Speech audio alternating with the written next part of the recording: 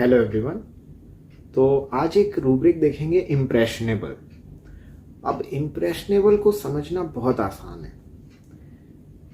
Impression क्या होता है कि जैसे बोलते हैं ना कि धोनी ने क्रिकेट में अपना एक इम्प्रेशन छोड़ा है पूरे विश्व में, तो पूरे वर्ल्ड में एक इम्प्रेशन क्रिएट किया है ना। जैसे हम डॉक्टर्स होते हैं ना, हमारे पास एक स्टैम्प होता है, आप लोगों के पास में भी होगा कि हम स्टैम्प यूज़ करते हैं, सील लगाते हैं ना कई बार। तो उसमें क्या करते हैं हम, जो इंक पैड होता है उसमें जो स्टैम्प होता है ना, उसको वो करके, या अगर आपके पास ऑटोमेटिक है तो वो उसको जैसे ही हम उस पर ठप्पा लगाते हैं तो वो उस पर छप जाता है। ठीक है, उस पर उसका इम्प्रेशन क्रिएट हो जाता है, वो छाप पड़ती है उस पर, पेपर पे। ठीक है, तो इम्प्रेशनेबल में यही होता है कि व्यक्ति ना, कोई उसका ऐसा अनुभव होता है जो उसके दिमाग में बस जाता है। ठीक है, ये किसी के द्वारा बोली गई कोई बात भी हो सकती है और उसका खुद का कुछ एक्सपीरियंस भी हो सकता है। जैसे एक व्यक्ति जो एक बार बारिश में छाता लेकर जा रहा था और अब क्या हुआ कि एकदम से बिजली जो है, वो पास में ही बिजली गिरी उसके बिल्कुल सामने, और थोड़ा झटका आ गया उसके छाते में। ये एक्सपीरियंस उसके लिए इतना फ्राइटनिंग था कि वो उससे बहुत प्रभावित हुआ। अब वो क्या है, हर बार है ना, ऐसे जब बारिश का सीजन होता है, बिजली कड़कती है तो वो डरता है। ठीक है, तो ये इम्प्रेशन, ये तो फिर भी एक थोड़ा रेयर चीज हो गया। कई लोग, जैसे किसी ने अर्थक्वेक एक्सपीरियंस किया, भूकंप आया, उसने देखा अरे क्या भूकंप आया, सब लोग भाग रहे हैं, वो भी भागा। तो अब उसके मन में उस अर्थक्वेक को लेके, उस भूकंप को लेके ना एक डर क्रिएट हो गया है। अब वो चीज, वो जो इवेंट था वो बस गया उसके दिमाग में, हमेशा के लिए उसके दिमाग में वो बात जो है, वो उसने एक छाप छोड़ दिया है अपना। ठीक है, इट इज इम्प्रेशनेबल। तो ये जितनी रेमेडीज है ना, ये सारी की सारी जो रेमेडीज हैं, ये सब सब जो है बहुत है ना, मतलब किसी छोटी चीज से भी, या कोई कोई इवेंट हो उनके जीवन में, उन सब से बहुत जल्दी प्रभावित होती है।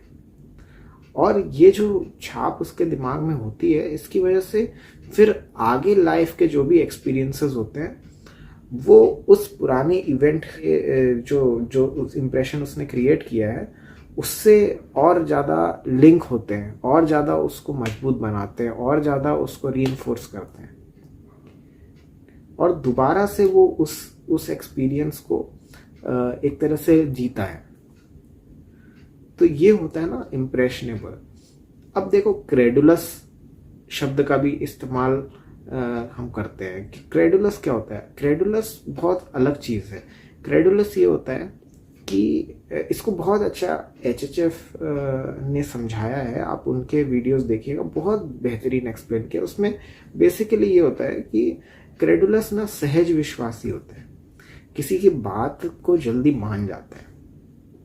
ठीक है, कि जैसे किसी ने, अब जैसे बेलाडोना कॉन्टेक्स्ट में बोलता है ना, बेलाडोना फ्रिवलस होता है, उसको लाइट डिजायर होता है।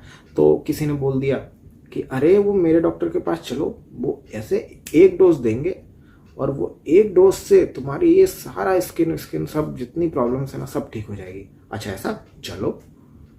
तो तुरंत तैयार हो गया, है ना, विश्वास कर लिया उसने, बहुत रेडिली यकीन कर लेते हैं। ठीक है, तो ये होता है क्रेडुलस। और उसमें 5 दवाइयाँ हैं, और पांचों दवाइयों में क्या डिफरेंसेस हैं बहुत अच्छा एक्सप्लेन किया, आप वो वीडियो देख लीजिएगा। इसी के बहुत क्लोज आता है नाइव। नाइव का एक एग्जांपल देता हूँ मैं आपको, कि मेरे पास क्या है, एक फीमेल आती थी और उनके छोटा बच्चा था, तो छोटे बच्चे को क्या मैब्ड टंग था। तो उन्होंने बोला सर देखिए इसको क्या हो गया, इसके टंग में देखिए सर। देखा मैंने बोला मैब्ड टंग है, मतलब बिल्कुल हार्मलेस कंडीशन होती है, इससे कोई आपको डरने की ज़रूरत नहीं है, ठीक हो जाएगा। और अगर इसमें हम दवा नहीं भी देंगे तो भी कई बार ये अपने आप ही रिजॉल्व हो जाता है। तो उन्होंने कहा अच्छा ठीक है सर, ओके ठीक हो जाएगा, ओके। नेक्स्ट टाइम आई, अरे सर इसके जीभ में देखिए सर ये क्या हो गया। देखा, मैंने बोला कि वही मैब्ड टंग है, मैंने आपको बताया तो था पिछली बार। मैंने बोला इससे कोई घबराने की ज़रूरत नहीं है, इस पे अगर हम दवा देंगे तो भी आराम आ जाएगा, नहीं देंगे तो भी ये कई बार कंडीशन अपने आप ठीक हो जाती है, कोई नुकसान नहीं करेगी बच्चे को। अच्छा अच्छा ठीक है। थर्ड टाइम फिर से कि अरे सर क्या हो गया इसके टंग में, जरा देखिए। तो क्या देखिए पेशेंट बेवकूफ है क्या? नहीं, पेशेंट बेवकूफ नहीं है। नाइफ क्या होता है ना, अनुभवहीन होता है। ये एक बहुत अच्छा एक केस मैंने पढ़ा था किशोर सर की बुक में। क्या था, एक पेशेंट था जिसको कॉर्न थे पैरों में, और कॉर्न को क्या किया, उसने एक कॉर्न को काट के देखा। उससे पूछा भैया क्यों काटा? तो अरे वो मैं देख रहा था कि उसको काटने से उसके अंदर है ना क्या रहता है, तो थोड़ा खून भी आया, दर्द भी हुआ, लेकिन मैंने देखा तो अच्छा क्या दिखा तुमको? तो अरे कुछ नहीं, उसमें तो बस ऐसे ही थोड़ा वाइट वाइट सा कुछ मटेरियल था, बस वो दिखा। तो अच्छा अच्छा। फिर सर मैंने वो बाकी के और जो कॉर्न थे उनको भी काट के देखा मैंने कि क्या है। तो उससे बोला कि मतलब फिर क्यों काटा? नहीं बस ऐसे ही सबको देखना था ना क्या है। तो जो पहला कॉर्न काटा भाई, उससे उसको दर्द हुआ, तकलीफ हुई, खून भी आया, लेकिन फिर सारे कॉर्न है ना काट के देख लिए उसने। तो क्या होता है कि पुराने एक्सपीरियंसेस से नहीं सीखता जो नाइव है, वो उसमें वही अनुभव की कमी होती है ना। देश दुनिया में जो मतलब एक जो कैसे है ना चीज़ें चलती हैं आसपास सोसाइटी में, वो अनुभव उसको नहीं होता है। एक नौसिखिया आप बोल सकते हो कि वो नहीं होता। और ऐसा नहीं है कि जीवन भर ऐसा रहता है, ऐसा नहीं है। हर व्यक्ति देखो, हर व्यक्ति का पर्सनल ग्रोथ होता है, हर व्यक्ति अपना अनुभव से, पुराने जो भी उसके खराब एक्सपीरियंसेस हैं या अच्छे अनुभव हैं, जो भी है उससे कुछ सीखता है, ग्रो करता है अपनी लाइफ में। लेकिन यहाँ पे देखो, यहाँ पे ये क्या है, ये पैथोलॉजिकल है ना। रेपर्टरी में दिया है तो ये नॉर्मल कैरेक्टरिस्टिक नहीं है, ये पैथोलॉजिकल चीज़ है। तो जो वाइटल फोर्स दिखा रहा है कि भाई क्यों काट रहे हो कॉर्न को तुम बार बार, है ना। तो ऐसी चीज़ें अगर आ रही हैं तो इसको आप नाइव समझ सकते हैं, ठीक है।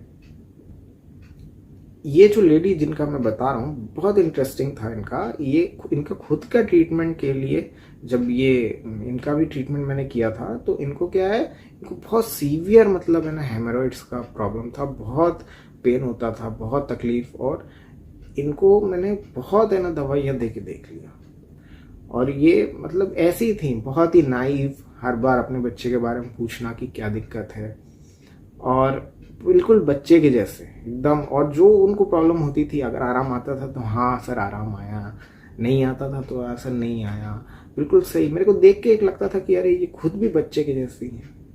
तो एक बहुत इंटरेस्टिंग रूब्रिक है, लास्ट में उनको यही दवा दिया था मैंने कि एक बहुत इंटरेस्टिंग रूब्रिक है सिंथेसिस में कि नाइव, और फिर उसमें सब रूब्रिक है ऑनेस्ट एंड चाइल्ड लाइक। तो उसमें एक दवा है फैल्कन।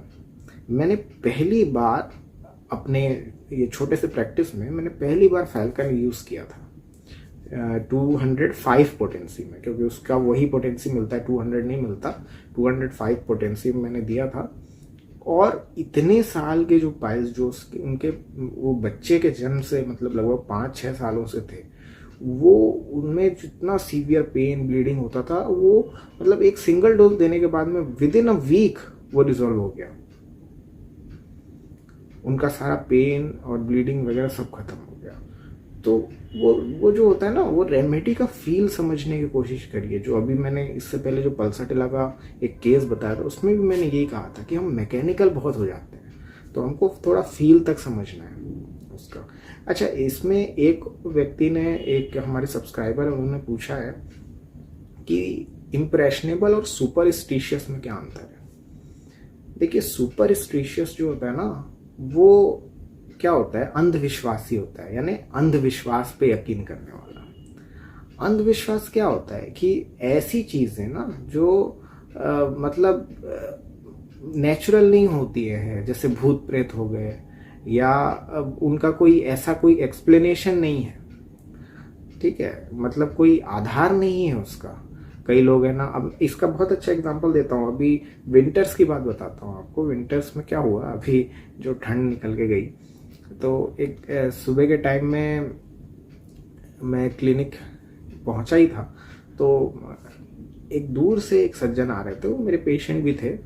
तो वो आ रहे थे तो कुछ सामान लेकर आ रहे होंगे, तो एक बिल्ली अचानक से सामने से चली गई। तो जैसी वो बिल्ली गई ना, तो वो वहीं रुक गए। फिर वो इधर उधर देखा, उन्होंने वेट किया, इंतज़ार किया वहाँ पे खड़े होके। और फिर एक क्या हुआ, एक गाड़ी वाला गया वहाँ से। वो जब गया तब उसके बाद फिर वो आगे बढ़े, और ये मैं ऐसे देख रहा था आराम से वहीं खड़े होके। तो ये होता है ना, देखो ये होता है सुपरस्टिशियस। और जब वो मतलब आते थे तो उनका जब केस लिया था मैंने, तब भी ऐसी बहुत सारे एस्पेक्ट समझ में आए थे कि वो कोई नंबर्स को शुभ मानते थे, ये नंबर्स को अशुभ मानते थे, ठीक है, और तरह तरह की अंगूठियाँ और ये वो। तो ये होता है देखो सुपरस्टिशियस। वहाँ पे क्या होता है ना कोई डर होता है व्यक्ति के मन में, जिससे वो ये सारी चीज़ों को मानने लगता है, ऐसी मान्यताओं को मानने लगता है कि कोई ना कोई एक फियर वहाँ पे प्रेजेंट होता है कि अगर ऐसा नहीं किया तो कुछ बुरा हो जाएगा या ऐसा हो जाएगा। अच्छा देखिए, हम आप में से बहुत सारे डॉक्टर्स, स्टूडेंट्स, ये सब लोग भी ऐसा कह सकते हैं नहीं सर एस्ट्रोलॉजी जो है वो सही बिल्कुल होता है, वैसा न्यूमेरोलॉजी वाली जो बातें हैं, नंबर्स अफेक्ट करते हैं सर, आप मतलब है ना, ऐसी चीज़ें हमने एक्सपीरियंस करी हैं। तो देखिए क्या है, यहाँ हम किसी को जज करने के लिए नहीं है। हमारा जो मेन उद्देश्य है ना, हमारा मेन उद्देश्य है वो है पेशेंट को ठीक करना। और हम लोग भी सुपरस्टिशियस हो सकते हैं ना, हम भी जो है, हम भी इंसान हैं, डॉक्टर भी जो है वो इंसान है। तो हमारे खुद के भी एक्सपीरियंसेस हो सकते हैं, हमारे खुद के अनुभव हो सकते हैं, लेकिन हमारा जो खुद का अनुभव है, जो हमारी जो भी लर्निंग है या प्रेजुडिज्म है, वो हमारे जजमेंट को क्लाउड नहीं करना चाहिए जब हम किसी केस को सुन रहे हों या किसी केस को ऑब्जर्व कर रहे हों। तो हमें इन चीज़ों को साइड हटा के और समझना है इसको कि पेशेंट के कॉन्टेक्स्ट में सुपरस्टिशंस क्या चीज़ है, ठीक है। तो वो ये अंधविश्वासी है ना, कोई ना कोई एक डर का एलिमेंट यहाँ पे इन्वॉल्व होता है।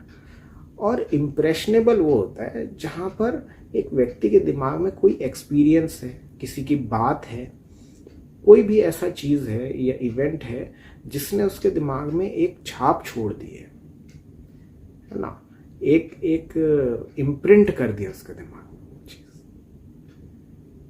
और ऐसे लोग अक्सर बहुत छोटी बड़ी किसी भी चीज़ से बहुत जल्दी प्रभावित होते हैं। That is impressionable. तो दोनों चीज़ों में बहुत डिफरेंस है। और साथ में हमने नाइव देखा और क्रेडुलस भी देखा।